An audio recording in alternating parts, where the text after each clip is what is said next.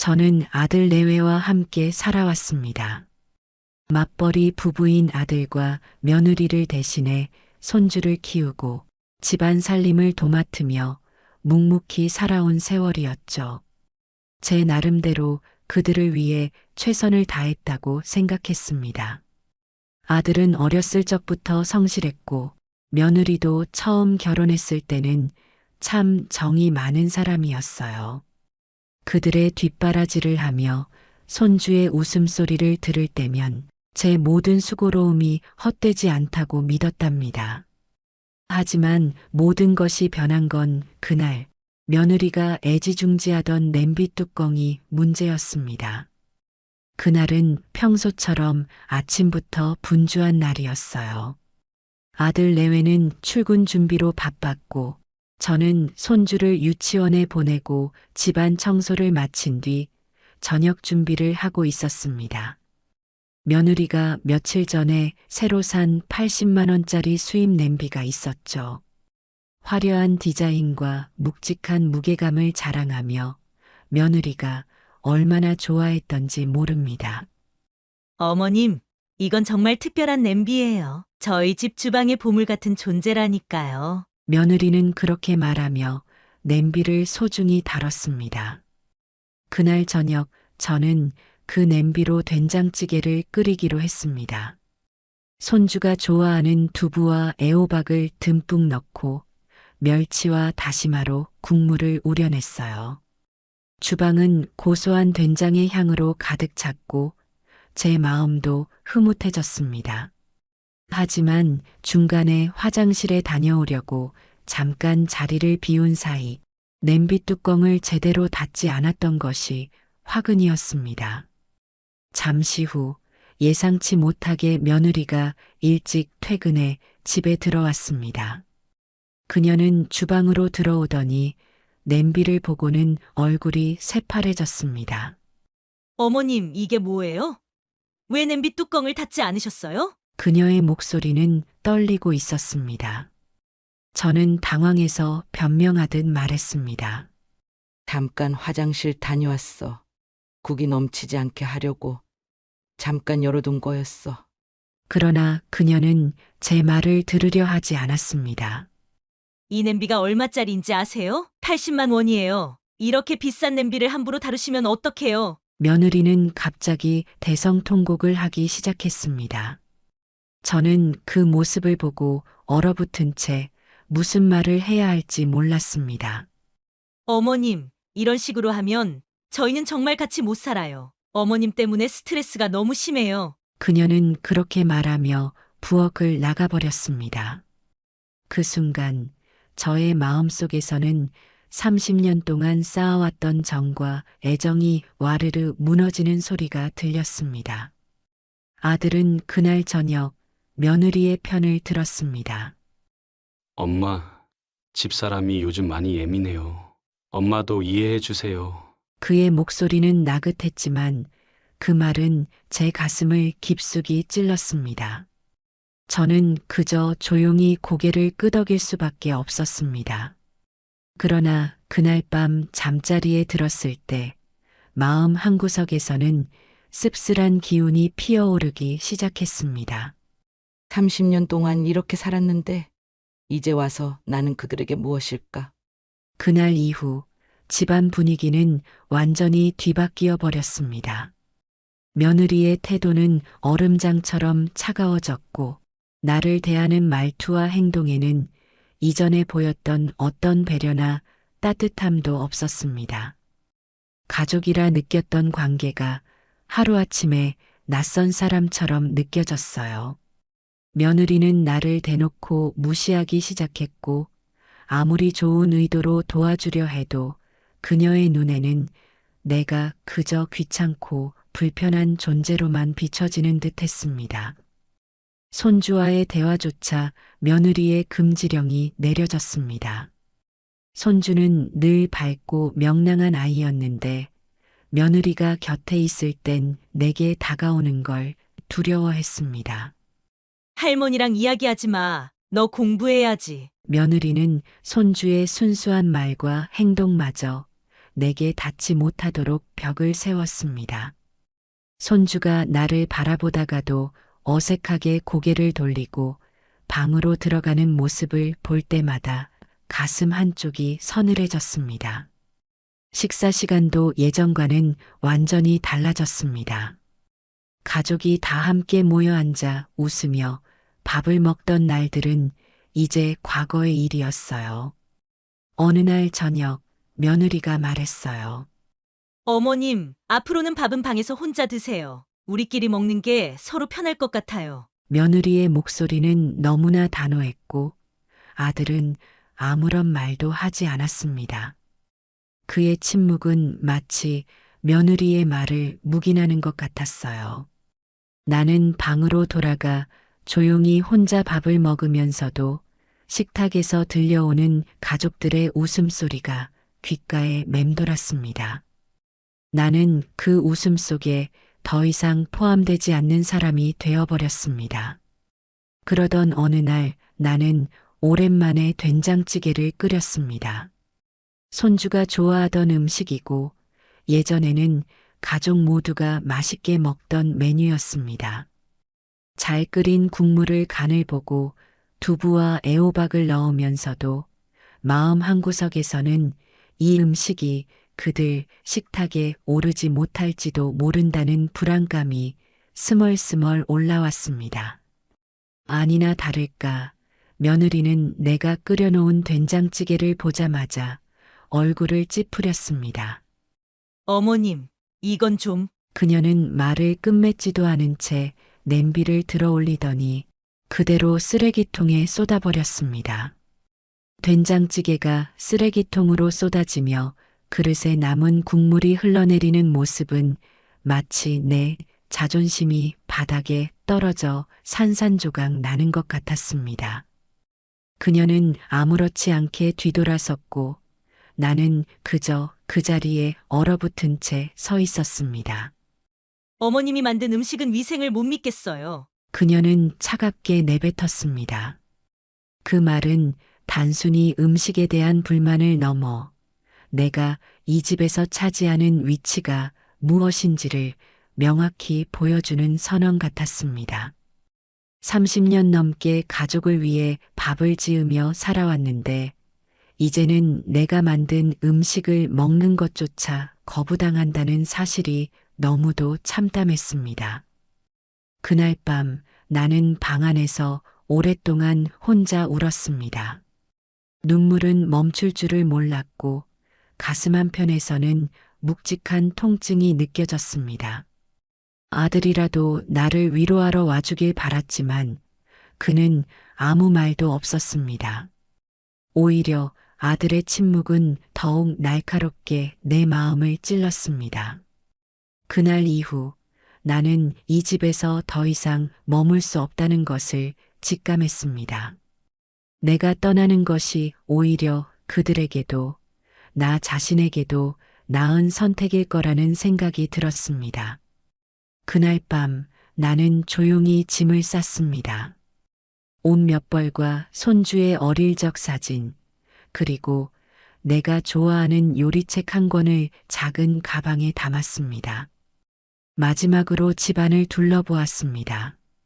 손주가 놀던 장난감과 주방에 놓인 도마와 칼, 그리고 내가 손수 꾸며놓은 화분들이 보였지만 그 모든 것들이 더 이상 내 것이 아니라는 느낌이 들었습니다. 문을 열고 나가기 전에 한 번 더 뒤를 돌아보았습니다. 아무도 내가 떠나는 것을 알지 못했지만 그것이 오히려 더 다행이라 여겨졌습니다. 그렇게 나는 조용히 문을 닫고 집을 떠났습니다. 눈물로 흐려진 길을 걸으며 스스로에게 다짐했어요. 다시는 이렇게 살지 않을 거야. 짐을 싸서 집을 나선 후 저는 갈 곳이 마땅치 않았어요. 도망치듯 집을 빠져나왔지만 막상 발길이 어디로 향해야 할지 알 수 없었습니다. 한참을 무작정 걸었습니다. 밤바람이 싸늘하게 느껴졌지만 그 차가운 공기가 오히려 제 정신을 차리게 했어요. 이제 어디로 가야 하지? 라는 생각이 머릿속을 맴돌았습니다. 갈 곳도 반겨줄 사람도 없는 것처럼 느껴졌죠. 그러다 문득 떠오른 얼굴이 있었습니다. 어릴 적부터 저와 우정을 나눴던 김순자 씨였습니다. 순자는 오랜 세월 동안 저와 연락을 주고받으며 서로의 인생을 지켜봐준 친구였습니다. 몇 년 전 그녀가 작은 식당을 차렸다는 소식을 들었지만 바쁘게 살아가느라 그곳에 한 번도 찾아가 보지 못했습니다.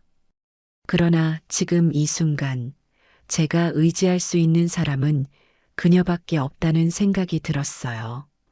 순자의 식당은 동네에서도 꽤 유명한 곳이었습니다. 오래된 건물의 간판은 그 빛이 많이 발해 있었습니다. 문을 열고 들어서자 식당 안은 손님들로 북적이고 있었습니다. 요리하는 김순자의 모습이 주방 한가운데에서 보였습니다. 순자는 여전히 생기 넘치는 얼굴로 주방을 진두지휘하고 있었어요. 순자야, 제 목소리는 떨렸습니다. 그녀가 고개를 들어 저를 보더니 놀란 표정으로 달려왔습니다. 세상에, 너 여기 웬일이야? 순자는 제 손을 붙잡더니 걱정스러운 얼굴로 물었어요. 얼굴이 왜 그래? 무슨 일 있었어? 그 한마디에 저는 그만 울음을 터뜨리고 말았습니다. 쏟아지는 눈물과 함께 냄비 뚜껑 사건부터 집을 떠나오기까지의 일을 순자에게 모두 털어놓았습니다. 제 이야기를 조용히 듣던 순자는 제 손을 꼭 잡으며 말했습니다. 정말 힘들었겠다. 이리 와. 내가 작은 방 하나 내줄게. 여기서 지내면서 천천히 생각해보자. 그렇게 저는 순자의 식당에서 지내게 되었습니다. 식당 뒤편에는 작은 방이 있었는데 순자는 그곳을 제게 내주었습니다. 방 한구석에 놓인 침대와 작은 책상은 초라했지만 그 순간만큼은 세상에서 가장 따뜻한 공간처럼 느껴졌어요. 다음 날부터 저는 식당 일을 도우며 지냈습니다. 순자는 식당이 바쁘다며 주방 일을 함께 해달라고 부탁했습니다. 처음엔 조심스러웠습니다. 오랜 세월 동안 가족을 위해 요리하던 습관이 몸에 배어 있었지만 남을 위해 돈을 받고 요리한다는 건 또 다른 차원의 일이었기 때문이었습니다. 하지만 첫날부터 저는 그 일이 제게 얼마나 잘 맞는 일인지 깨달았습니다. 손님들이 제가 만든 된장찌개와 반찬을 맛보고 칭찬을 아끼지 않았습니다.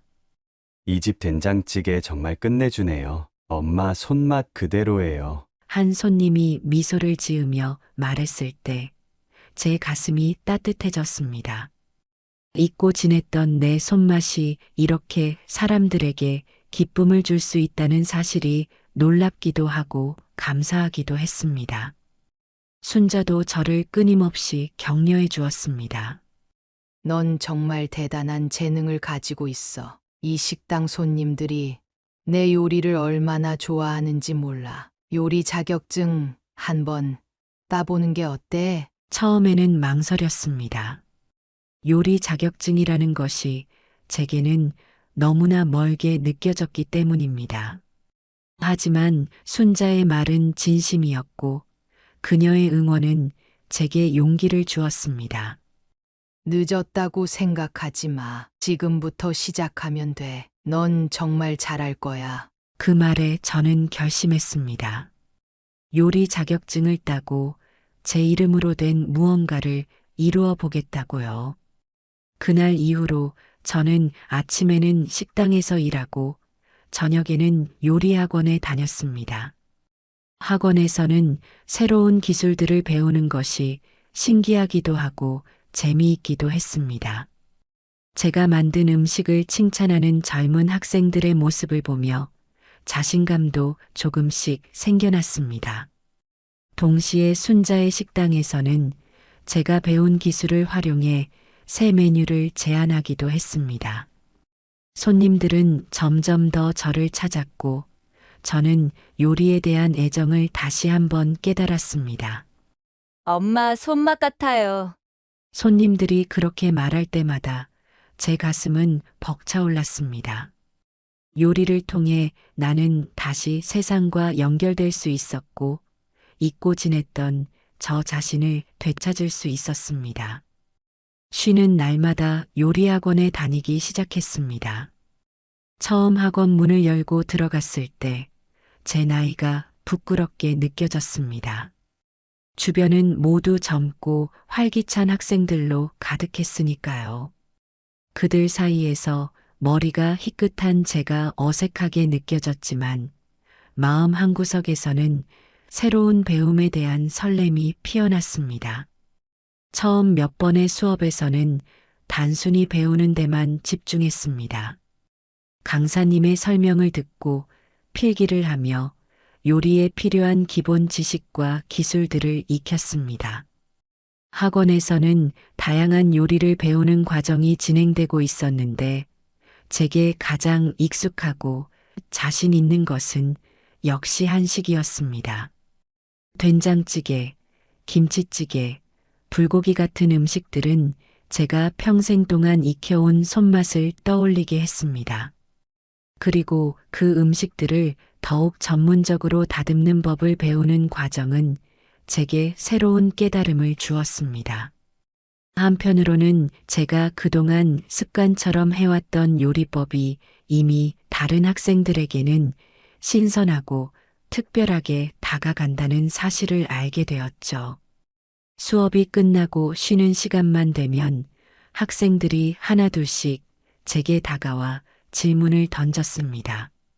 할머니, 된장찌개를 정말 맛있게 끓이는 비법이 뭐예요? 이거 어머니가 해주시던 맛인데 어떻게 이런 맛을 내세요? 처음에는 그저 친절하게 답해 주었지만 점점 학생들의 관심이 늘어나면서 저는 이 질문들이 단순한 호기심이 아니라는 것을 깨달았습니다. 학생들은 진지하게 제 요리법을 배우고 싶어 했고 그들이 제 조언을 듣고 기뻐하는 모습을 보며 저 역시 더 많은 것을 알려주고 싶다는 열망이 생겼습니다. 어느 날 학원에서 된장찌개를 주제로 한 수업이 있었습니다. 강사님께서 제가 끓인 된장찌개를 맛보시더니 깜짝 놀라며 말씀하셨습니다. 선생님, 정말 대단하세요. 이건 단순한 손맛을 넘어섰어요. 이 요리를 다른 사람들에게 가르쳐 주시면 어떨까요? 처음에는 그 말을 듣고 웃어넘겼습니다. 제가요? 나이도 많고 배운 것도 없는데 어떡해요? 하지만 원장님은 진지한 표정으로 제게 제안을 했습니다. 요리에는 나이가 상관없습니다. 이 학원에서도 한식 요리를 제대로 가르칠 수 있는 강사가 필요해요. 선생님 같은 분이 딱 맞습니다. 학생들도 이미 선생님의 요리를 배우고 싶어 하잖아요. 그날 이후로 저는 고민에 빠졌습니다. 강사가 된다는 건 단순히 요리를 잘하는 것 이상으로 사람들에게 가르치는 능력이 필요하다는 것을 알고 있었기 때문입니다. 하지만 학원에서의 경험과 학생들의 반응은 제게 새로운 자신감을 주었습니다. 내가 할 수 있을까? 라는 의문보다는 내가 가진 것을 나눠주고 싶다는 마음이 점점 커졌습니다. 결국 원장님의 제안을 받아들였습니다.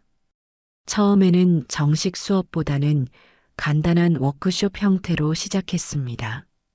할머니 손맛 특강이라는 이름으로 된장찌개, 김치찌개, 나물 무침 같은 기본 한식 메뉴를 중심으로 수업을 진행했어요. 학생들은 수업 중간중간 질문을 쏟아냈고 저는 그들에게 저만의 비법과 요리 철학을 열정적으로 설명했습니다. 된장은 물이 아니라 정성을 먹고 자라는 거예요. 국물이 끓는 동안 재료들이 서로 어우러지도록 기다려주는 것도 요리사의 몫이에요.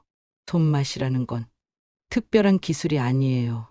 그저 음식을 먹는 사람을 생각하며 만든 마음이 담긴 맛이죠. 수업이 끝날 때마다 학생들은 제가 만든 음식을 맛보며 행복한 표정을 지었습니다. 그 모습은 제게 무한한 보람을 안겨주었습니다. 제 수업은 학원 내에서도 인기가 높아졌고 한식 요리를 배우고자 하는 수강생들이 점점 늘어났습니다. 그렇게 저는 정식으로 학원에서 한식 요리 강사로 일을 시작했습니다. 학생들과 함께 요리를 하면서 느끼는 즐거움은 말로 표현할 수 없을 만큼 컸습니다. 나이는 숫자에 불과하다는 말이 실감이 났습니다. 제가 가진 경험과 손맛을 통해 젊은 세대에게 무언가를 전달할 수 있다는 것은 제게 더 큰 동기와 열정을 불러일으켰습니다. 학생들은 단순히 요리 기술뿐만 아니라 제 이야기도 궁금해했습니다. 한 명의 학생이 수업 후에 물었습니다. 선생님, 요리를 이렇게 잘하시는데 왜 이제야 강의를 시작하신 거예요? 그 질문에 저는 잠시 말을 멈추고 미소를 지으며 대답했습니다. 살다 보니 내가 얼마나 요리를 사랑했는지 그리고 잘했는지를 잊고 살았어. 이제는 다시 시작할 때가 온 것 같아. 학생들은 제 이야기에 공감하며 박수를 쳐주었습니다. 그리고 그 박수 소리는 제 마음 깊숙한 곳에 있던 응어리를 조금씩 풀어주는 것 같았습니다. 강사로서의 삶은 새로운 활력을 불어넣어 주었습니다. 저는 요리를 통해 나 자신을 다시 발견했고 학생들과의 소통을 통해 더 나은 사람이 되고자 하는 열정을 품게 되었습니다. 그렇게 학원에서의 나날은 제 인생의 새로운 장이 되었고 저는 그 과정 속에서 비로소 나 자신을 진정으로 사랑하게 되었습니다. 요리학원에서 강사로 일하며 학생들과 함께하는 매일이 즐겁고 보람찼습니다. 제가 가르치는 한식 요리는 단순한 기술을 넘어 그 속에 담긴 이야기와 철학을 함께 전하는 시간이었습니다. 학생들은 제 손맛뿐만 아니라 삶의 지혜까지 배우고 싶어 했고 그들의 열정적인 반응은 제게 더 큰 동기를 주었습니다. 그러던 어느 날 학원 원장님께서 제게 SNS 계정을 만들어 보는 게 어떻겠느냐고 권하셨습니다. 요즘은 뭐든 온라인에서 소통해야 해요. 선생님처럼 이야기가 있는 요리를 하시는 분이라면 사람들이 정말 좋아할 거예요. 처음엔 조금 망설였지만 원장님의 도움을 받아 할머니의 진짜 한식 클래스라는 이름으로 계정을 시작했습니다. 제가 직접 요리하는 영상을 찍고 한식 요리에 얽힌 추억이나 비법을 짧은 글로 적어 올렸습니다. 된장찌개의 깊은 맛은 기다림에서 나온다. 김치 하나도 정성이 담겨야 제대로 익는다. 같은 한 줄 조언도 큰 반응을 얻었죠. 제 영상 속에서 요리를 하며 웃는 모습, 정갈하게 차려진 음식들, 그리고 제 목소리로 전하는 따뜻한 메시지는 사람들의 마음을 움직였습니다. 처음에는 몇몇 댓글과 좋아요로 시작했지만 점점 계정 팔로워 수가 늘어나기 시작했습니다. 젊은 주부들, 요리에 관심이 많은 대학생들, 그리고 해외에서도 한식을 배우고 싶다는 사람들이 메시지를 보내왔습니다. 할머니, 어릴 적 먹었던 엄마의 된장찌개 맛이 떠올라요. 한식을 이렇게 쉽게 알려주시니 너무 감사해요. 저도 도전해 볼게요. 이런 메시지들은 제게 큰 힘이 되었고 SNS 활동은 단순히 사람들과의 소통을 넘어 제가 전혀 몰랐던 세상으로 발을 내딛는 계기가 되었습니다. 시간이 지나면서 제 계정은 더 큰 주목을 받게 되었습니다. 특히 젊은 주부들 사이에서 제 수업은 필수로 봐야 할 강의로 자리 잡았습니다. 많은 사람들이 댓글로 수업에 참여하고 싶다고 남기기도 했고, 제가 소개한 레시피를 따라 만든 음식 사진을 공유하며 고맙다고 전해주기도 했습니다. 이런 소통은 제가 가진 지식을 나눌 수 있는 또 다른 강의실처럼 느껴졌습니다. 그러던 어느 날 학원으로 한 방송 작가가 찾아왔습니다. 그는 저를 조심스럽게 소개받았다고 하며 제 SNS 계정을 보고 찾아왔다고 했습니다. 선생님, 영상과 글을 보며 너무 큰 감동을 받았습니다. 한식 요리에 담긴 이야기도 놀랍고 선생님이 전하는 메시지가 정말 따뜻하더라고요. 이 이야기를 더 많은 사람들에게 들려주고 싶습니다. 방송 작가는 저와 인터뷰를 하고 싶다고 했습니다. 처음엔 망설였습니다. 카메라 앞에 서본 적도 없고 제가 이야기한다고 사람들이 관심을 가질까 걱정도 됐습니다. 하지만 작가는 거듭 설득하며 제 이야기가 사람들에게 얼마나 큰 힘이 될지 말했습니다. 요리만이 아니라 선생님의 삶 자체가 많은 사람들에게 용기를 줄 거예요. 특히 어머님처럼 새로운 시작을 꿈꾸는 분들에게요. 결국 저는 그의 제안을 받아들였습니다. 방송에 출연한다는 건 제게 또 다른 도전이었지만 더 많은 사람들에게 제 손맛과 이야기를 전할 수 있다는 점에 마음이 움직였습니다. 촬영은 학원과 집, 그리고 제가 자주 가는 시장에서 이루어졌습니다. 저는 카메라 앞에서 된장찌개를 끓이며 요리하는 법뿐만 아니라 그 속에 담긴 추억과 철학을 이야기했습니다. 된장찌개를 끓일 때는 뚜껑을 살짝 열어두는 게 좋아요. 그래야 재료들이 서로 잘 어우러지면서 깊은 맛이 나거든요. 이건 제가 배운 것도 아니고 그냥 제 삶에서 얻은 작은 지혜예요. 촬영 중에 저는 냄비 뚜껑 사건도 솔직히 이야기했습니다. 그 사건이 제게는 고통스러웠지만 그 덕분에 이렇게 새로운 인생을 살게 되었다고 말이죠. 처음에는 내가 왜 이런 일을 겪어야 하나 싶었지만 이제는 그 일이 없었다면 지금 이 순간도 없었을 거라는 생각이 들어요. 인생은 그런 거더라고요. 넘어지고 나면 더 단단해질 기회가 생기는 법이죠. 방송이 나가고 나서 반응은 폭발적이었습니다. 수많은 사람들이 응원의 메시지를 보내왔습니다. 할머니, 저도 용기를 얻었어요. 저도 제 삶을 다시 시작해 볼래요. 된장찌개 하나에 이렇게 큰 이야기가 담겨 있다니 감동이에요. 특히 비슷한 어려움을 겪은 어르신들이 방송을 보고 연락을 주셨습니다. 나도 한때는 우리 가족의 중심이었는데 이제는 뒤로 밀린 기분이었어요. 하지만 할머니를 보며 다시 용기를 얻었어요. 방송은 제 삶을 또 한 번 바꾸는 계기가 되었습니다. 요리를 통해 사람들과 소통하고 제 이야기를 나누며 그들에게 희망을 줄 수 있다는 사실은 제게도 큰 위안이었습니다. 방송 이후 출판사에서 연락이 왔고 저는 제 이야기를 담은 에세이를 쓰게 되었습니다. 이제는 요리를 통해 제 삶을 다시 시작한 것처럼 제 이야기가 누군가의 삶에도 긍정적인 변화를 가져다 주길 바라며 저는 새로운 도전을 시작하게 되었습니다. 방송이 나가고 난 뒤 제 삶은 완전히 새로운 국면으로 접어들었습니다. 방송에서의 솔직한 이야기와 요리에 담긴 제 철학이 많은 사람들에게 공감을 불러일으켰습니다. 방송이 끝나자마자 출판사에서 연락이 왔습니다. 선생님, 방송에서 들려주신 이야기가 너무 감동적이었어요. 이걸 책으로 내면 정말 많은 사람들이 위로와 용기를 받을 겁니다. 출판사의 제안은 처음엔 낯설고 부담스러웠습니다. 제가 어떻게 책을 낸단 말인가 싶었죠. 하지만 주변 사람들은 하나같이 응원했습니다.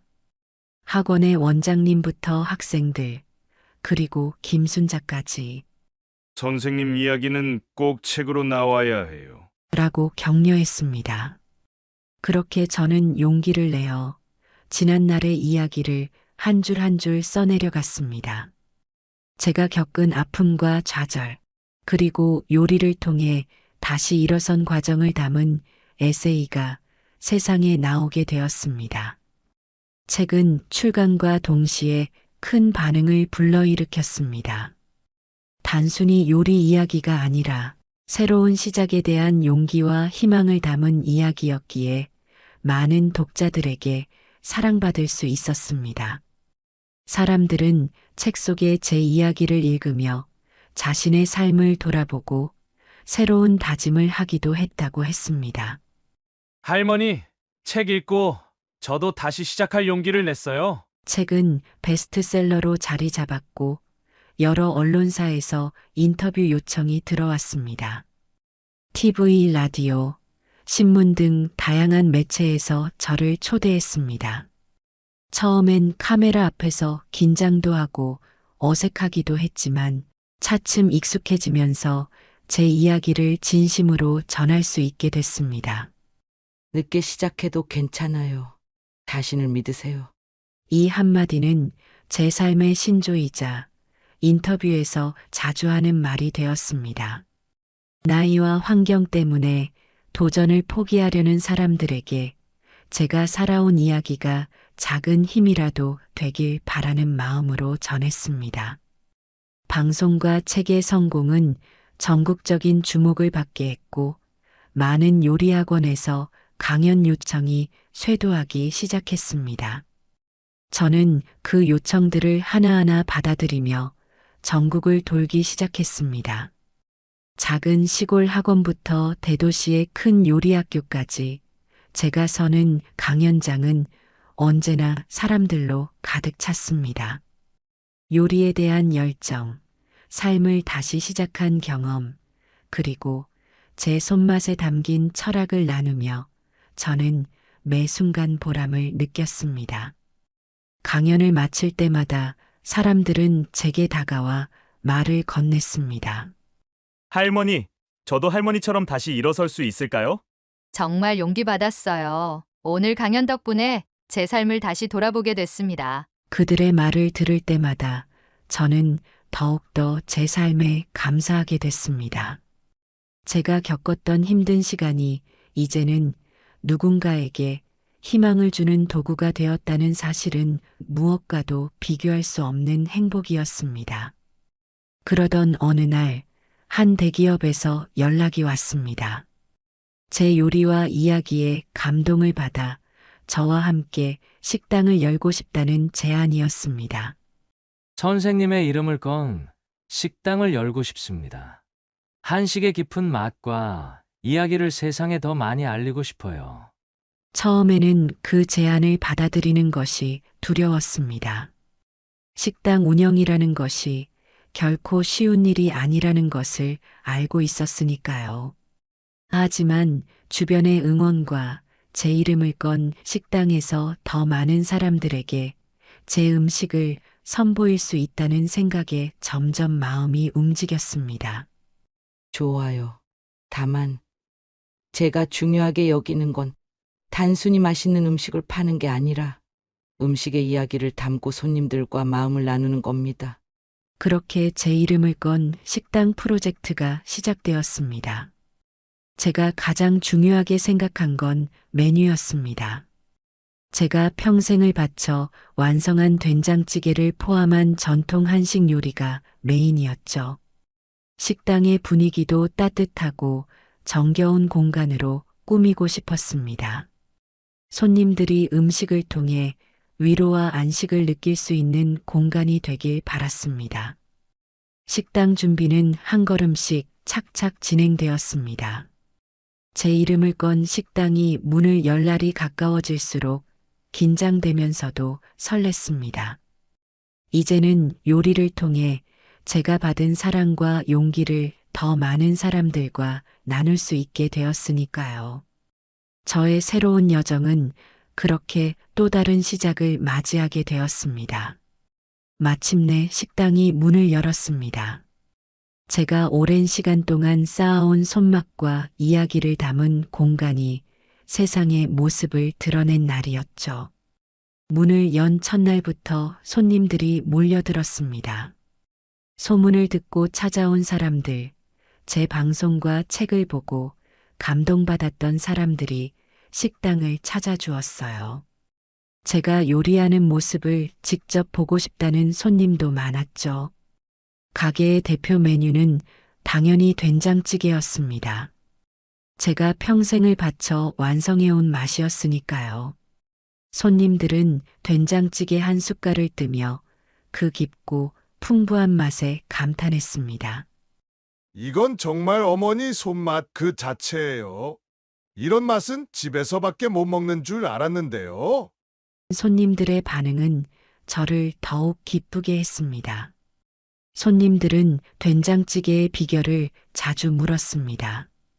이 된장찌개는 어떻게 이렇게 깊은 맛이 나요? 비결이 뭔가요? 그때마다 저는 미소를 지으며 대답했습니다. 비결이요? 특별한 건 없어요. 정성과 사랑이죠. 그리고 냄비 뚜껑을 살짝 열어둔 채로 끓이는 게 우리 가게의 시그니처예요. 사실 냄비 뚜껑을 열어두고 끓인다는 건 단순한 요리 방식 그 이상이었습니다. 제게는 아픔과 성장이 깃든 상징 같은 것이었죠. 손님들은 그 말을 듣고는 고개를 끄덕이며 더 깊은 맛을 음미하곤 했습니다. 식당에는 가끔씩 눈물을 훔치는 손님도 있었습니다. 할머니, 이런 맛이 너무 그리웠어요. 어릴 적 엄마가 끓여주던 된장찌개 맛이랑 똑같아요. 그들의 말은 단순한 칭찬을 넘어 저를 뭉클하게 만들었습니다. 제가 만드는 음식이 단순히 배를 채우는 것을 넘어 사람들의 마음속 추억을 불러일으키고 위로가 된다는 사실은 제게 큰 보람이었습니다. 그렇게 식당은 하루가 다르게 번창했고 손님들의 사랑을 듬뿍 받으며 운영되었습니다. 그러던 어느 날 익숙한 얼굴이 식당에 들어섰습니다. 며느리였습니다.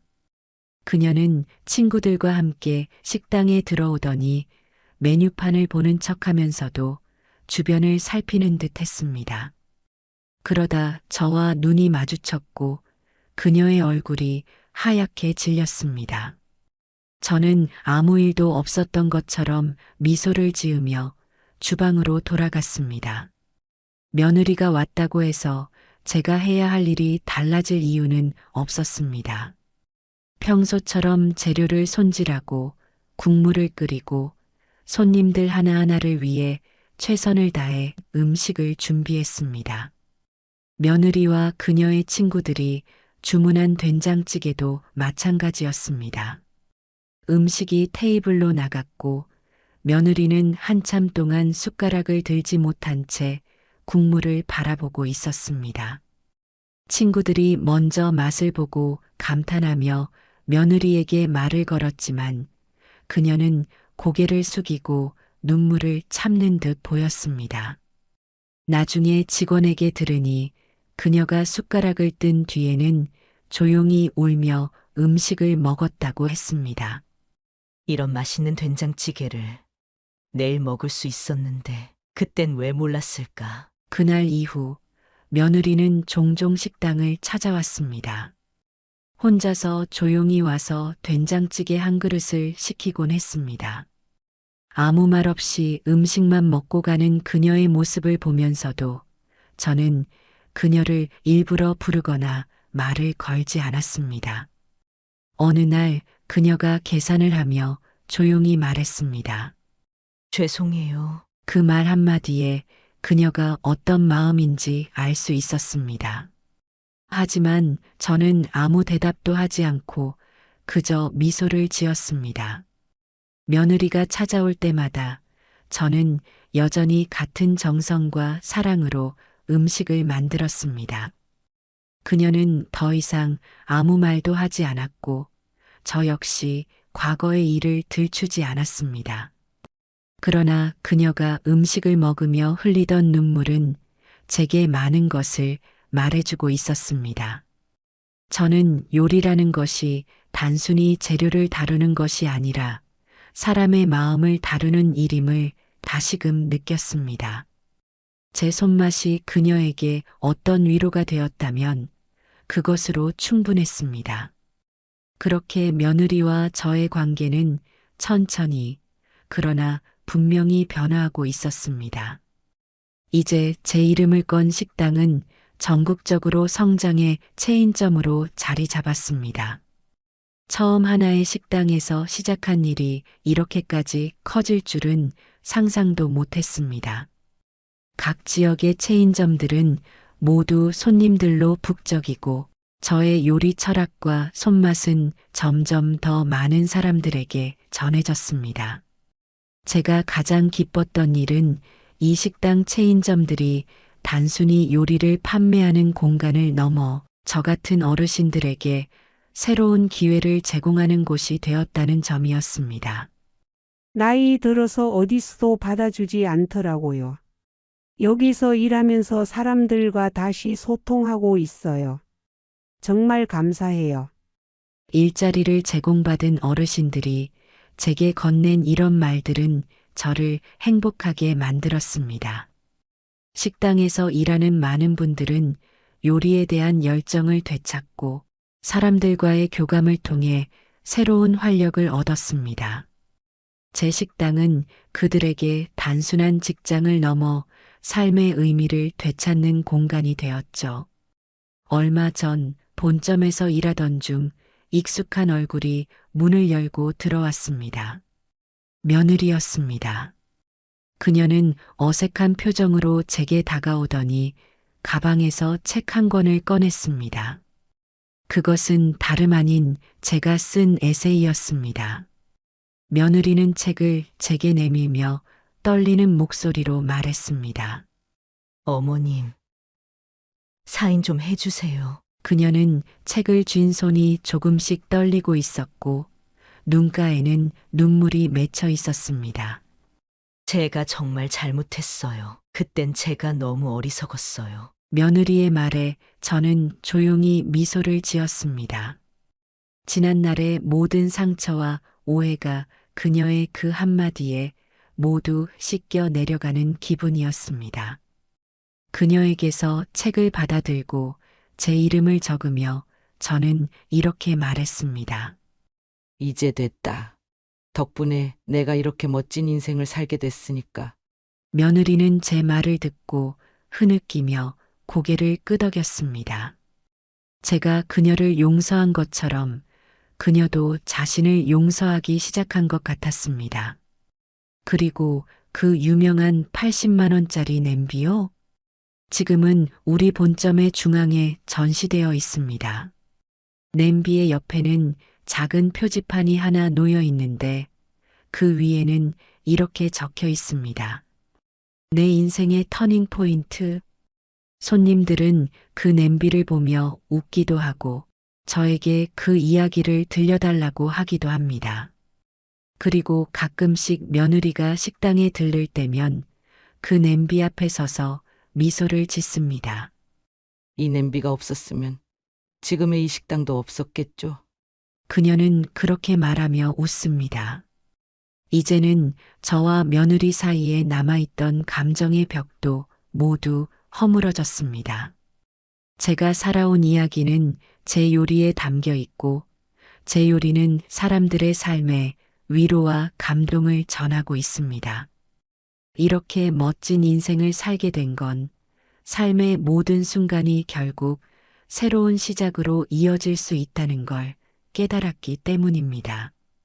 오늘도 저는 된장찌개의 냄비 뚜껑을 살짝 열어둔 채로 새로운 맛과 이야기를 끓이고 있습니다. 우리 식당을 찾아오는 사람들, 그리고 제 이야기에 귀 기울여주는 사람들에게 또 다른 작은 용기를 전하고 싶어서요. 이제는 나이와 상관없이 누구나 다시 시작할 수 있다는 사실을 더 많은 사람들과 나누고 싶습니다. 그렇게 저는 제 삶의 또 다른 장을 계속 써내려가고 있습니다. 저는 63세 박은이라고 합니다. 20년 전 남편과 사별하고 혼자 살게 되었지만 매년 정성껏 김장을 했습니다. 우리 동네에서는 제 김치 맛이 으뜸이라는 소문이 자자했습니다. 이웃들은 늘 제게 김치 담그는 비법을 물어보곤 했습니다. 은희 씨네 김치는 맛이 참 좋아요.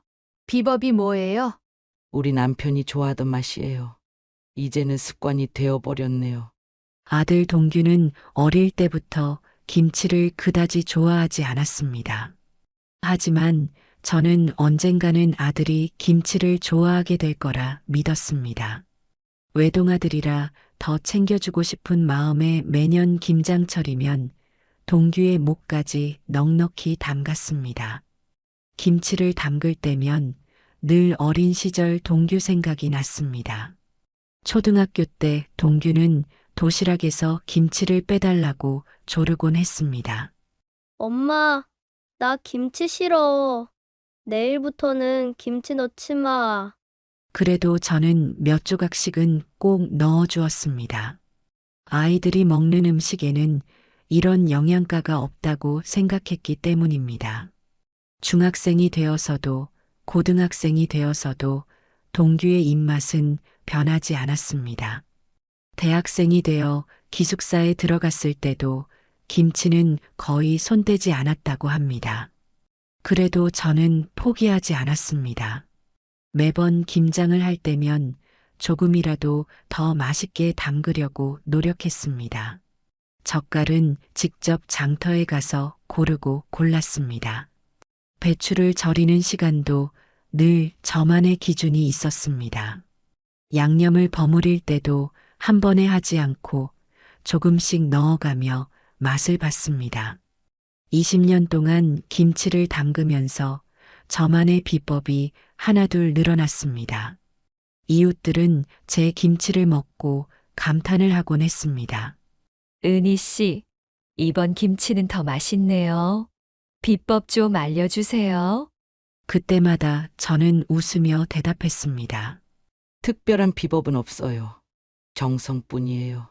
그러던 어느 날 동규가 결혼한다는 소식을 전해왔습니다. 아들의 결혼 소식에 가슴이 벅차올랐습니다. 며느리가 될 사람을 생각하니 더욱 김치에 정성을 쏟고 싶었습니다.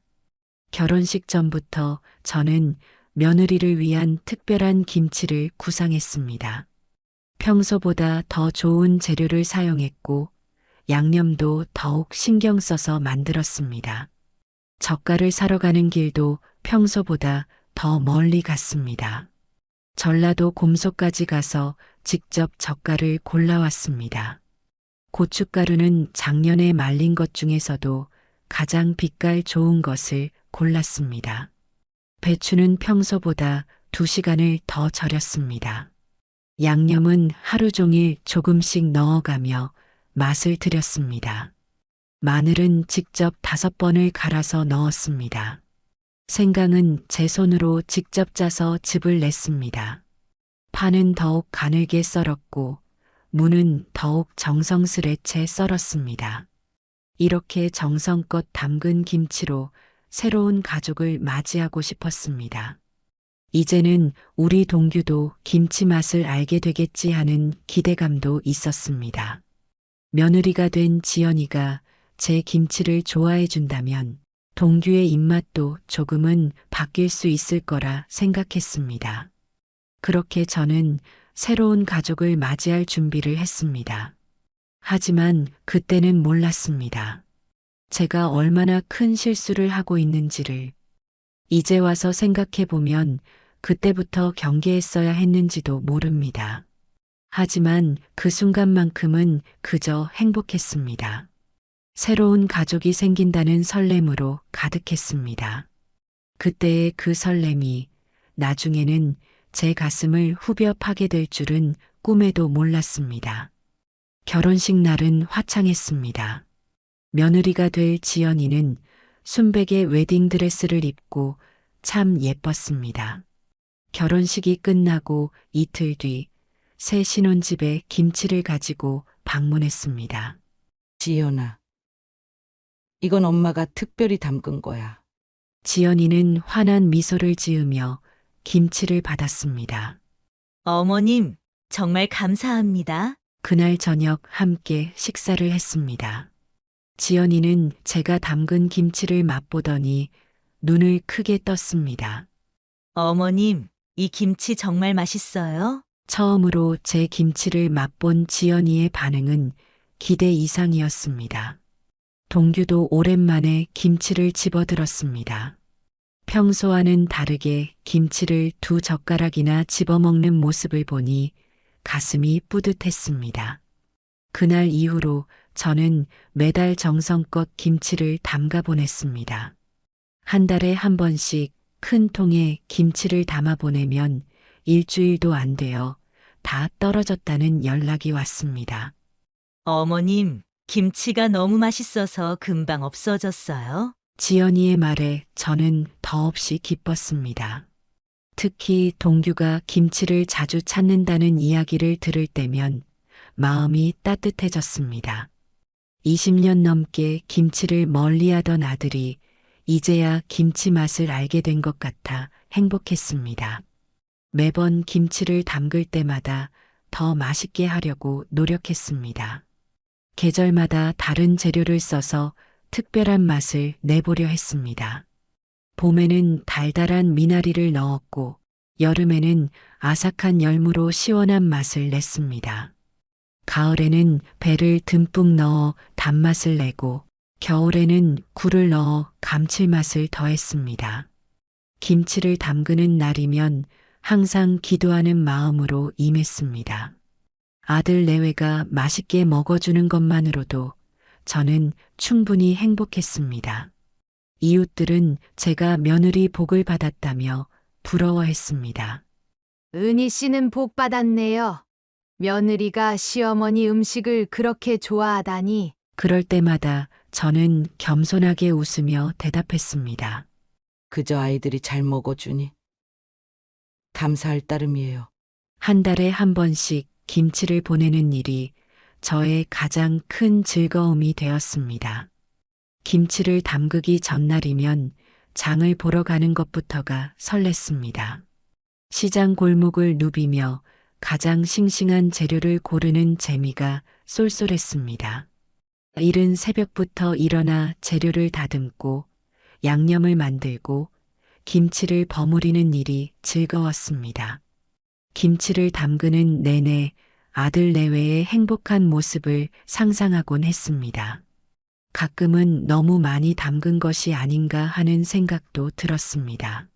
하지만 금방 떨어진다는 연락을 받을 때면 그런 걱정은 씻은 듯이 사라졌습니다. 오히려 더 자주 보내야 하나 하는 생각까지 들 정도였습니다. 그렇게 5년이라는 시간이 흘렀습니다. 매달 한 번씩 60번의 김치를 담갔습니다. 한 번 담글 때마다 큰 통으로 서너 개씩은 보냈으니 200통도 넘는 김치를 보냈을 것입니다. 그 시간 동안 저는 단 한 번도 의심하지 않았습니다. 아들과 며느리가 제 김치를 얼마나 좋아하는지 그것만 믿었습니다. 하지만 진실은 제가 생각했던 것과는 너무나도 달랐습니다. 그 사실을 알게 된 것은 우연한 기회였습니다. 그때까지만 해도 저는 이 행복이 영원할 거라고 생각했습니다. 하지만 인생이란 게 그리 녹록지 않다는 걸 곧 깨닫게 될 줄은 몰랐습니다. 지금 생각해도 그때의 제 모습이 너무나 순진했던 것 같습니다.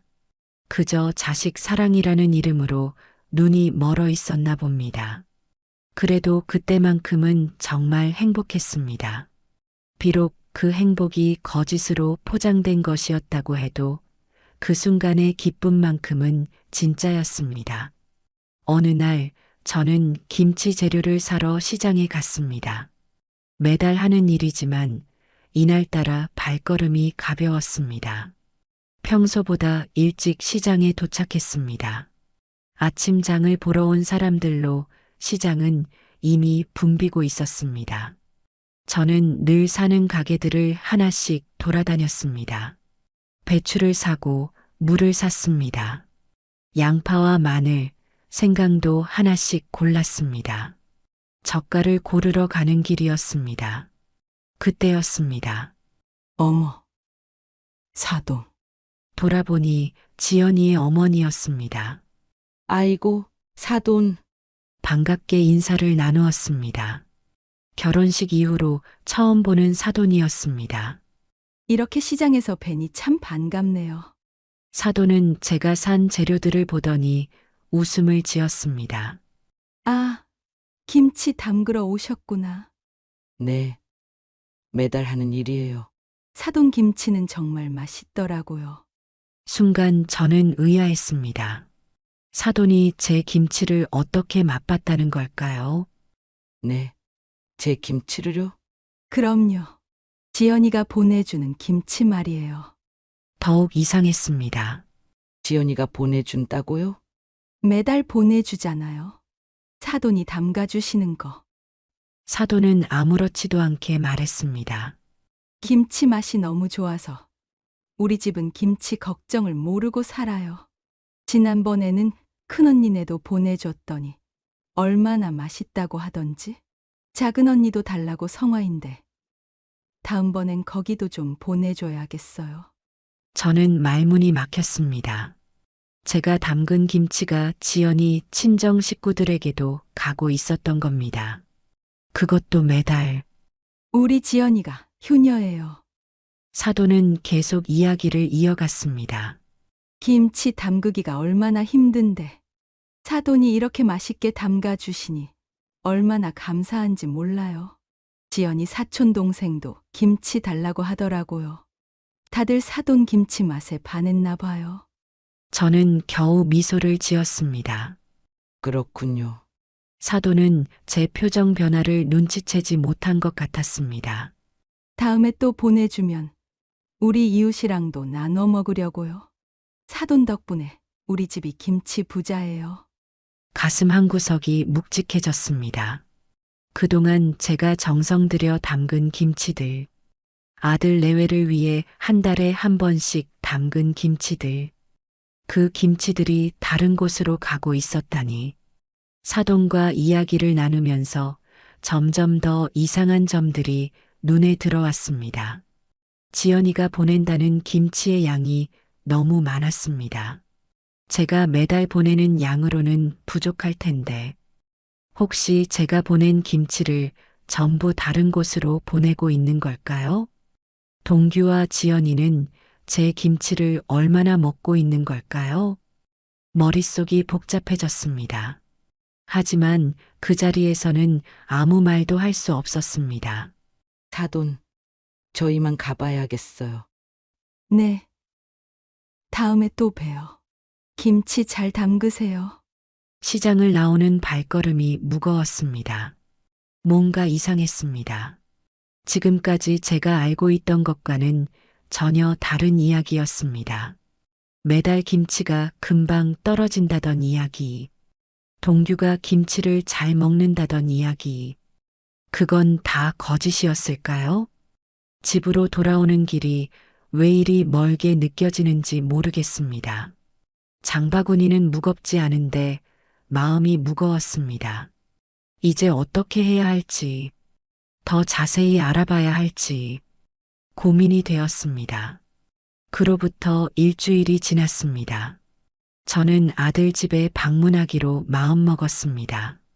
평소라면 미리 연락을 했겠지만 이번에는 깜짝 방문을 하기로 했습니다. 아침 일찍 버스를 타고 아들 집으로 향했습니다. 차창 밖 풍경이 스쳐 지나갔습니다. 아들 집까지 가는 길이 1시간 정도 걸렸습니다. 아파트 단지에 들어서는데 가슴이 뛰었습니다. 엘리베이터를 타고 12층으로 올라갔습니다. 1201호 앞에 섰습니다. 잠시 망설이다가 초인종을 눌렀습니다. 잠시만요. 안에서 지연이의 목소리가 들렸습니다. 분주하게 움직이는 소리도 들렸습니다. 잠시 후 현관문이 열렸습니다. 어머님, 웬일이세요? 지연이의 얼굴이 살짝 상기돼 있었습니다. 현관 안으로 들어서는데 무언가 눈에 띄었습니다. 구석에 택배 상자들이 쌓여 있었습니다. 지연이가 서둘러 앞을 가로막으려 했지만 이미 늦었습니다. 바닥에는 김치 국물이 약간 흘러 있었습니다. 김치 냄새가 났습니다. 제가 일주일 전에 보낸 김치 냄새였습니다. 지연아, 이게 뭐 하는 거니? 지연이는 잠시 당황하는 기색을 보이더니 이내 태연하게 대답했습니다. 아, 이거요? 친정에 보내려고요. 너무나 당당한 대답이었습니다.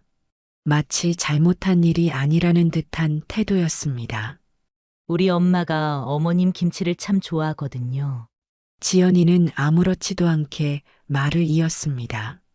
이모들도 달라고 하시고. 저는 그 자리에서 얼어붙었습니다. 현관 안쪽으로 들어서니 상황이 더 자세히 보였습니다.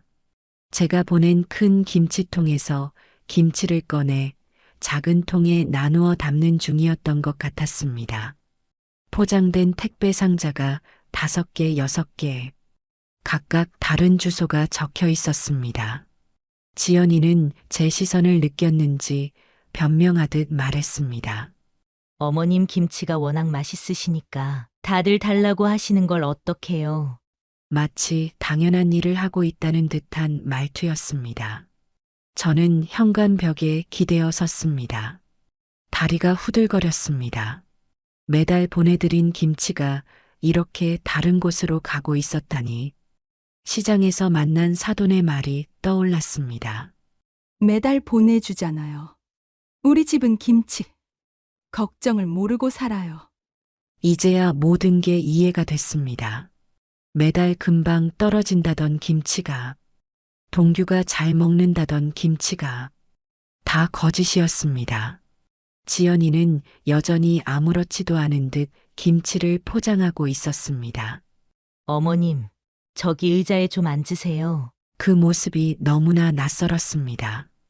제 정성이, 제 마음이 모두 다른 곳으로 가고 있었던 겁니다. 현관에 놓인 택배 상자들이 제 눈에는 배신으로 보였습니다. 그토록 정성 들여 담근 김치가 이렇게 낯선 곳으로 가고 있었다니. 저는 그 자리에 한동안 서 있었습니다. 지연이는 여전히 김치를 포장하고 있었습니다. 제 마음이 어떨지 전혀 이해하지 못하는 것 같았습니다. 그 순간만큼 제가 이렇게 서글펐던 적이 있었을까요? 저는 더 이상 그 자리에 있을 수 없었습니다. 나 먼저 가볼게. 지연이가 뭐라고 말하는 것 같았지만 귀에 들리지 않았습니다. 현관문을 열고 나왔습니다. 엘리베이터를 기다리는 동안 눈물이 나왔습니다. 집으로 돌아오는 버스 안에서도 한동안 멍하니 창밖만 바라보았습니다. 집에 도착해서도 그날 본 광경이 자꾸 떠올랐습니다. 그날 밤 잠을 이룰 수가 없었습니다. 이불 속에 누워 지난 5년을 돌이켜보았습니다. 매달 보낸 김치들, 금방 떨어진다며 더 달라던 통화들, 모든 게 거짓이었다는 게 믿기지 않았습니다. 아침이 되어서야 잠이 들었다가 깼습니다. 그리고 며칠이 지나면서 더 충격적인 이야기들이 하나둘 들려오기 시작했습니다. 지난 5년간 제가 정성껏 담근 김치는 모두 다른 곳으로 가고 있었습니다. 그 김치들은 지연이의 친정 식구들에게로 갔습니다. 동규와 지연은 김치를 거의 먹지 않았다고 합니다. 모두 지연이 친정으로 보냈습니다. 이웃들이 전해주는 이야기는 더 충격적이었습니다. 은희 씨, 혹시 모르셨어요? 지연이 어머니가 반찬 가게를 차렸다는 거. 처음에는 믿기지 않았습니다. 하지만 사실이었습니다. 지연이의 어머니는 제 김치로 장사를 하고 있었습니다. 시장 안에 작은 반찬 가게를 차렸다고 합니다. 어머님표 명품 김치라는 간판까지 걸었다고 하더군요. 김치 맛이 일품이라고 소문이 나서 손님이 늘었다고 합니다. 주문이 밀려서 김치를 더 많이 담가달라고 할 때가 많았다는 게 이해가 갔습니다. 엄마, 이번에는 김치를 조금 더 많이 담가 주시면 안 될까요? 그때마다 저는 기쁜 마음으로 더 많은 김치를 담갔습니다. 재료비도 제가 다 드렸습니다. 단 한 번도 아들 내외에게 재료비를 받은 적이 없습니다. 오히려 제가 좋은 재료를 사려고 더 멀리까지 가곤 했습니다. 전라도 곰소까지 가서 젓갈을 사오기도 했습니다. 이제 보니 그 정성이 모두 장사 미천이 된 거였습니다. 이웃들은 분통을 터뜨렸습니다. 어떻게 시어머니 김치로 장사를 할 수가 있어요? 그것도 모르게 하고 너무하네요. 정말. 소문은 계속해서 들려왔습니다. 지연이의 친정 어머니는 김치를 팔아서 제법 돈을 벌었다고 합니다. 가게도 점점 커졌다고 하더군요. 처음에는 김치만 팔다가 나중에는 다른 반찬도 팔기 시작했습니다. 올해는 가게를 하나 더 낼 계획이라고도 합니다. 제 김치가 그렇게 돈벌이가 됐다는 게 믿기지 않았습니다. 동네 사람들이 전해주는 이야기들이 하나같이 가슴 아팠습니다. 지연이 어머니가 김치 박사라고 불린대요. 자기가 담근 것처럼 얘기하고 다닌대요. 비법을 물어보면 평생의 연구 끝에 완성했다고 한다더군요. 지연이의 이모들도 제 김치로 장사를 했다고 합니다. 동네 주부들 모임에 김치를 납품했다고 하더군요. 그래서 그렇게 많은 양의 김치를 달라고 했던 거였습니다. 매달 보내는 김치가 전부 돈이 되어 다른 사람의 주머니로 들어갔다니. 아들은 이 사실을 알고 있었을까요? 당연히 알았겠지요. 그래서 한 번도 말리지 않았던 걸까요? 어쩌면 이익을 나눠 가졌는지도 모르겠습니다. 더 이상 생각하고 싶지 않았습니다. 하지만 이웃들의 이야기는 계속되었습니다. 며느리 친정에서 집도 샀다면서요? 김치 장사로 번 돈으로 샀다고 하던데. 5년이라는 세월이 주마등처럼 스쳐 지나갔습니다. 그동안 제가 얼마나 많은 정성을 들였는지, 새벽부터 일어나 김치를 담그던 날들, 좋은 재료를 고르려 시장 구석구석을 돌아다니던 시간들, 그 모든 것이 누군가의 돈벌이 수단이 되었다니, 이제는 밤에 잠을 이룰 수가 없었습니다. 생각이 많아져서 잠을 잘 수가 없었습니다.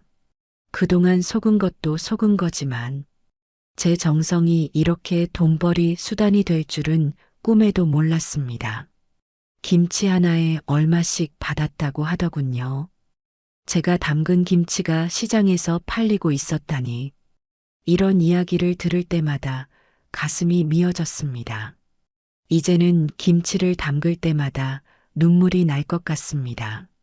더 이상은 김치를 담그고 싶지 않았습니다. 평생 정성으로 담가온 김치가 이렇게 누군가의 장사 미천이 될 줄은 정말 몰랐습니다. 저는 더 이상 참을 수가 없었습니다. 아들 내외에게 전화를 걸었습니다.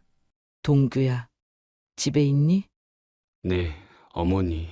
무슨 일이세요? 지금 너희 집에 가도 되겠니? 네? 갑자기요? 할 이야기가 있어. 아들은 잠시 머뭇거리더니 대답했습니다. 네, 오세요. 1시간 후 저는 다시 그 아파트 앞에 서 있었습니다. 이번에는 가슴이 뛰지 않았습니다. 단단히 마음을 먹었기 때문입니다. 초인종을 누르자 동규가 문을 열어주었습니다. 지연이도 옆에 서 있었습니다. 아마도 제가 올 것을 예상했던 모양입니다. 거실에 앉자마자 저는 입을 열었습니다. 이제 다 알았다. 동규와 지연이는 서로 눈치를 보았습니다. 어머니, 다 알고 있으니까 변명하지 마라. 제 목소리가 떨렸습니다. 하지만 이제는 눈물이 나지 않았습니다. 5년 동안 내가 뭘 한 거니? 그 많은 김치를 담글 때마다 내가 얼마나 정성을 들였는지 알기나 하니? 지연이가 고개를 숙였습니다. 죄송해요, 어머님. 죄송하다고 하면 다 되는 줄 아니? 동규가 나섰습니다. 어머니, 저희가 잘못했습니다. 네가 뭘 안다고 그런 말을 하니? 내가 새벽에 일어나서 재료 다듬을 때, 젓갈 사러 곰소까지 갈 때 너희는 뭘 했니? 방안이 조용해졌습니다. 그 김치로 장사까지 했다면서? 두 사람의 얼굴이 창백해졌습니다. 그것도 알고 계셨어요? 지연이의 목소리가 떨렸습니다. 세상에 비밀은 없는 법이야. 이웃들이 다 알고 있더구나. 어머님표 명품 김치 간판도 멋지게 달았다면서? 동규가 말을 끊으려 했습니다. 어머니, 저희가 너는 가만히 있어. 넌 이 모든 걸 알면서도 말리지 않았지? 어쩌면 너희도 돈을 벌었을지 모르겠구나.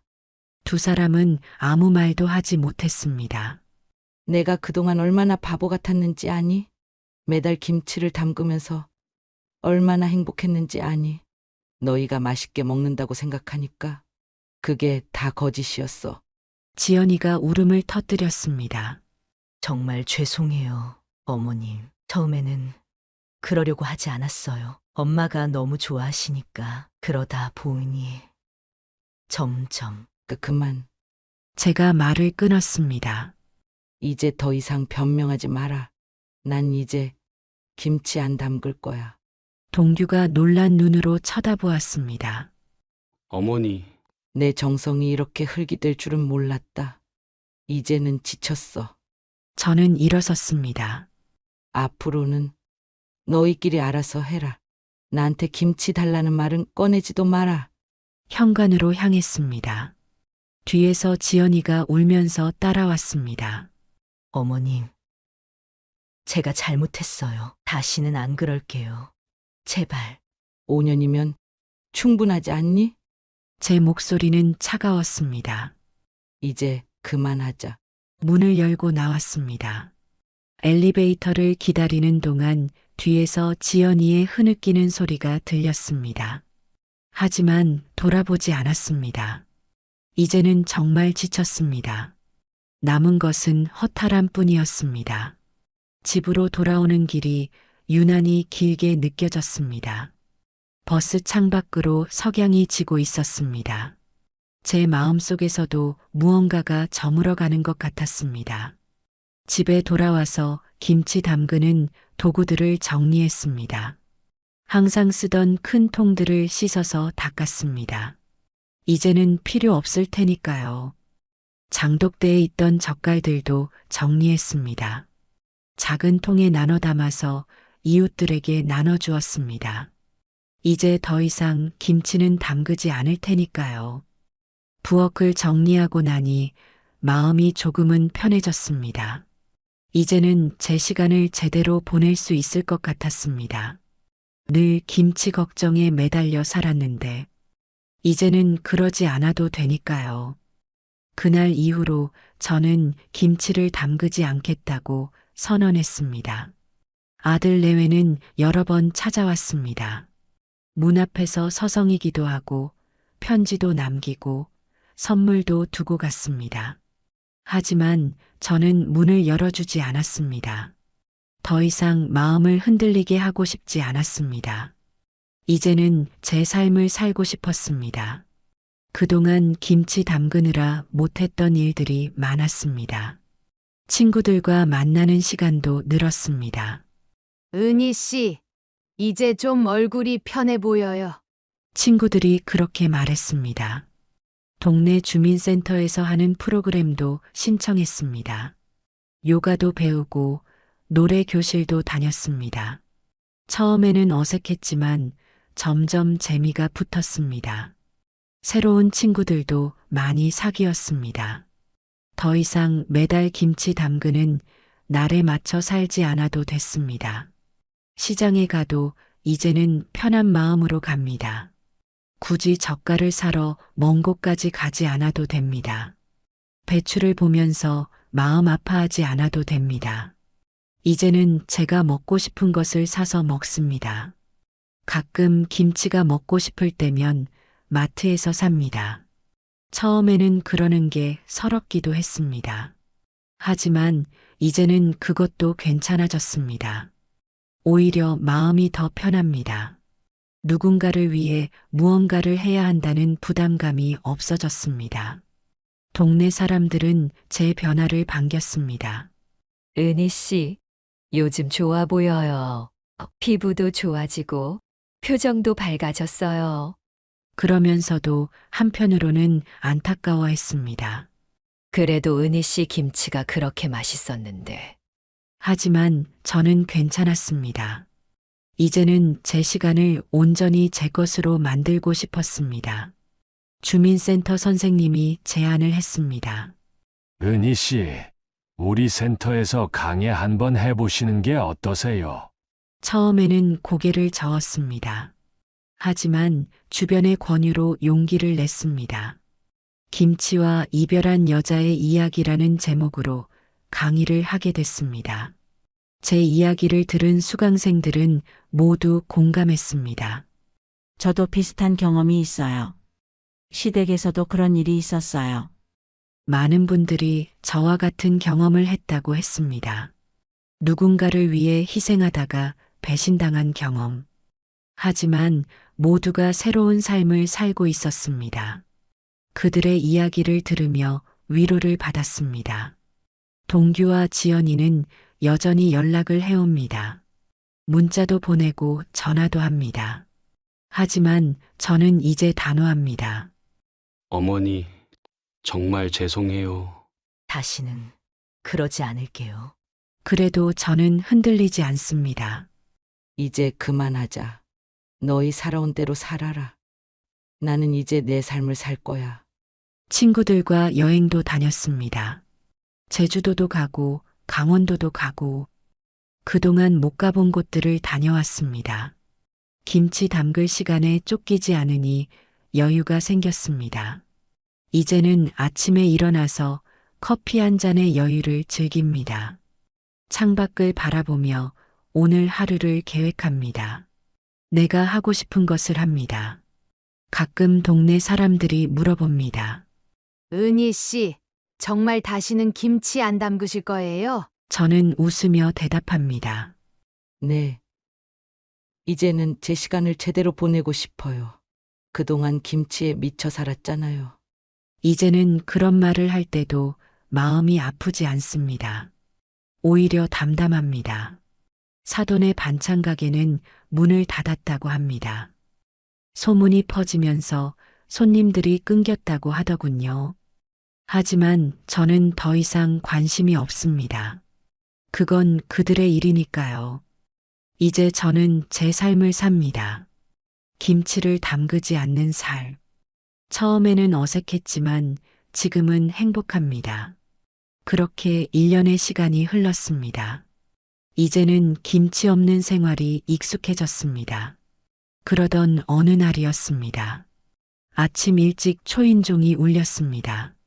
문을 열어보니 동규와 지연이가 서 있었습니다. 평소와는 다른 모습이었습니다. 두 사람 다 많이 수척해진 것 같았습니다. 어머니, 동규의 목소리가 떨렸습니다. 들어와라. 차분한 목소리로 말했습니다. 거실에 앉은 두 사람은 한동안 말을 잇지 못했습니다. 지연이의 눈에는 눈물이 고여 있었습니다. 어머니, 1년 동안 정말 많이 생각했어요. 저희가 얼마나 큰 잘못을 했는지. 어머님의 정성을 돈으로 바꾼 게 정말 죄송합니다. 이번에는 진심이 느껴졌습니다. 동규도 고개를 숙였습니다. 어머니, 저도 정말 잘못했습니다. 제가 아내를 말렸어야 했는데 오히려 방관했습니다. 아내의 잘못을 눈감아준 것도 제 큰 잘못입니다. 엄마가 가게 문을 닫았어요. 이제는 장사도 하지 않고 그동안 번 돈도 다 기부했대요. 너무 부끄러워서. 저는 조용히 듣고만 있었습니다. 이모들도 다들 반성하고 있어요. 주부 모임에서 쫓겨나고 동네에서 손가락질 받고 당연한 벌이라고 생각해요. 한동안 침묵이 이어졌습니다. 이제 와서 보니 어머니의 김치는 단순한 음식이 아니었어요. 어머니의 사랑이었는데 저희가 그걸 너무 가볍게 여겼습니다. 지연이도 울먹이며 말했습니다. 매달 그렇게 정성 들여 담그신 김치. 새벽부터 일어나서 재료 손질하시고 좋은 젓갈 사러 먼 길도 가시고 그 정성을 저희가 돈으로 팔아버렸어요. 저는 한숨을 내쉬었습니다. 이제 와서 그런 말해도 소용없다. 지난 일은 지난 일이야.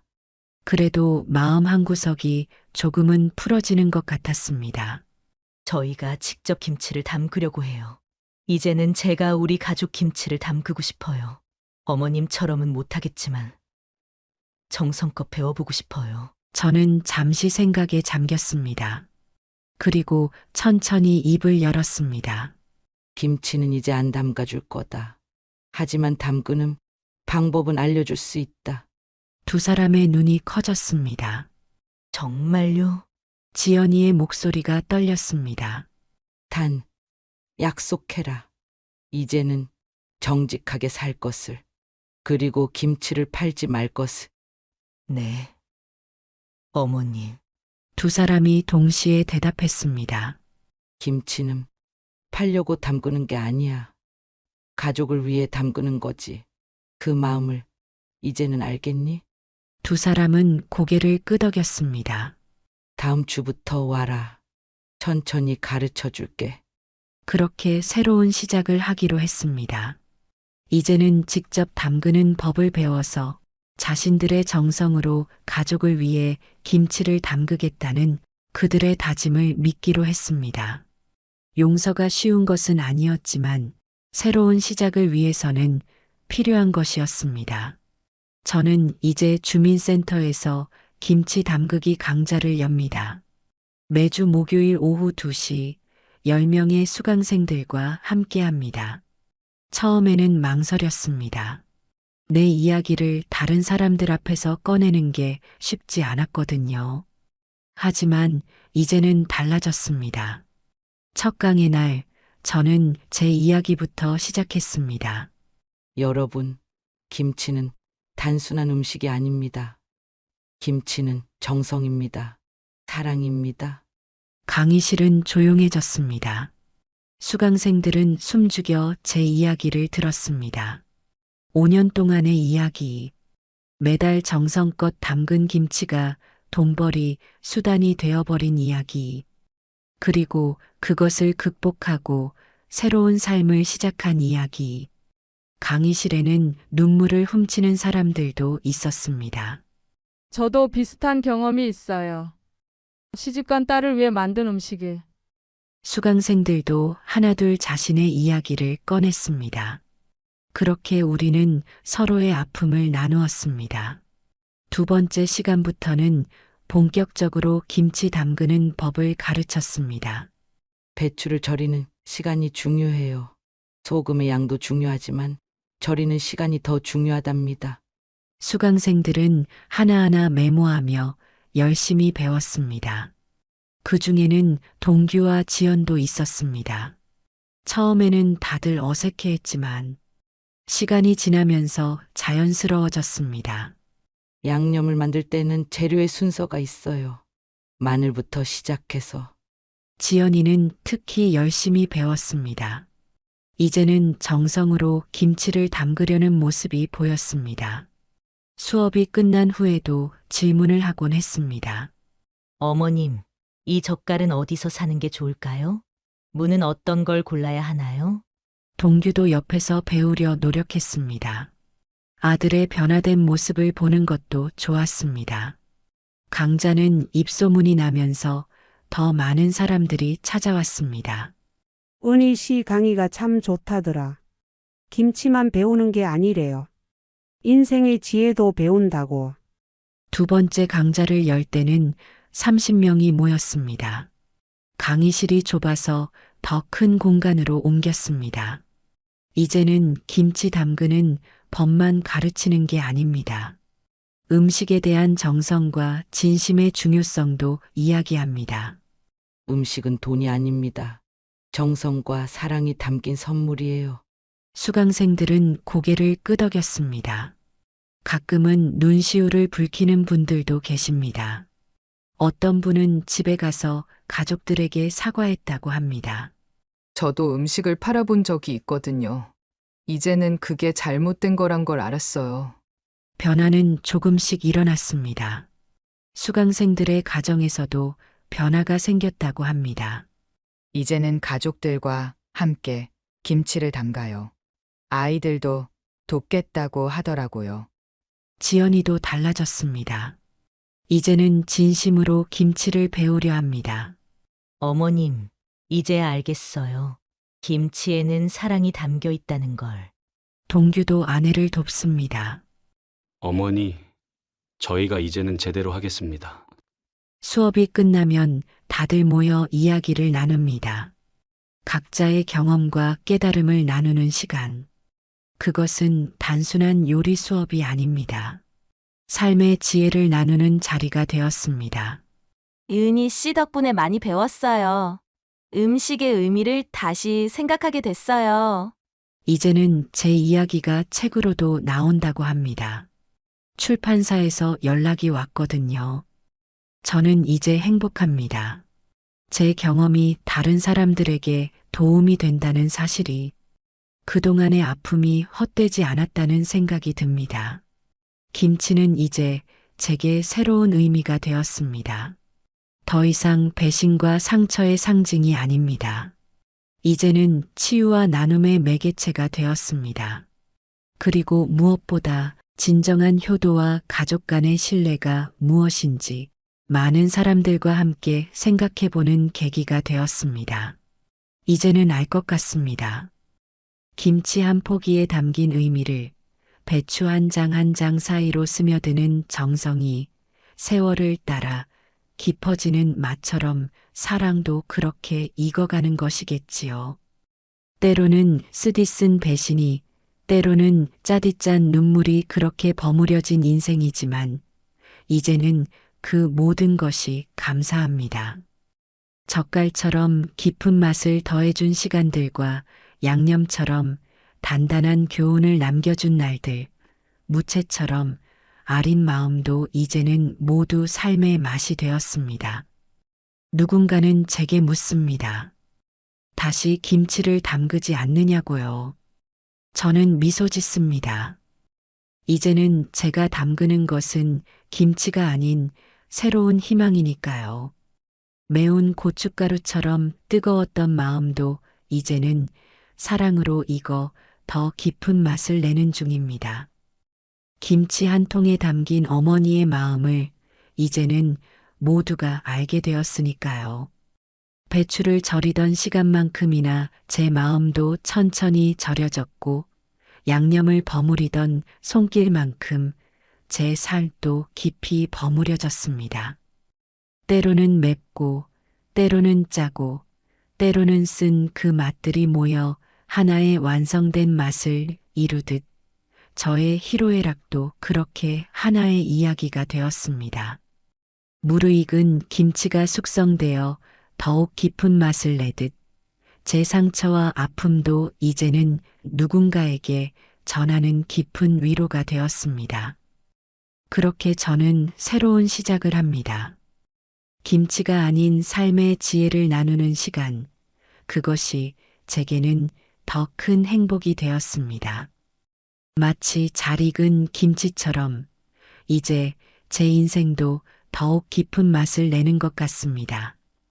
김치를 담그며 흘린 눈물은 이제 누군가의 눈물을 닦아주는 손수건이 되었고, 밤새 절인 배추처럼 짭조름했던 기억은 이제 다른 이의 아픔을 절이는 지혜가 되었습니다. 그렇게 저는 오늘도 김치 대신 사랑을 담급니다. 배신 대신 용서를, 분노 대신 이해를, 원망 대신 수용을 담그며 하루하루를 보냅니다. 이제는 압니다. 진정한 맛은 시간이 만들어낸다는 것을, 그리고 그 시간 속에서 우리 모두는 조금씩 더 깊은 맛을 내는 사람이 된다는 것을 말입니다.